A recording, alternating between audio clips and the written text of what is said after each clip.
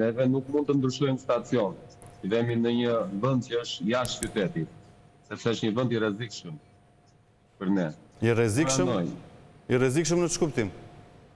Në rrezikshëm sepse është në një rrugë që është quhet rrugë autostrade. Pra ju nuk keni një ambient dedikuar, Francesco? Aty nuk ka një ambient, po nuk kemi. Jemi vetëm një qytet në Shqipëri ku nuk kemi një terminal, nuk kemi një shesh të midfield ku mund të parkojnë autobusat lirisht edhe të punojnë. Po mirë që ta kuptojmë të paktën si funksionon në kryeqytet, tashmë le të themi këto terminalet kryesore janë spostuar në periferitë të qytetit. Ndoshta nuk është i strukturuar ashtu sikundër është në kryeqytet, po në një të ardhmen ndoshta do të ndërtohet edhe aty.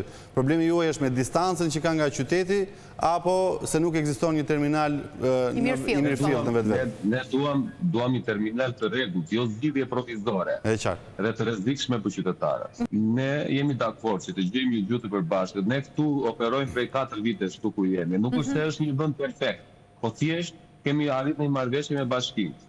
Por ne duam një dialog, duam të gjejmë një zgjidhje, sepse nuk dalin kundra bashkisë, për nëse ajo ka plane për qytetin, po që të gjendet një vend i përshtatshëm.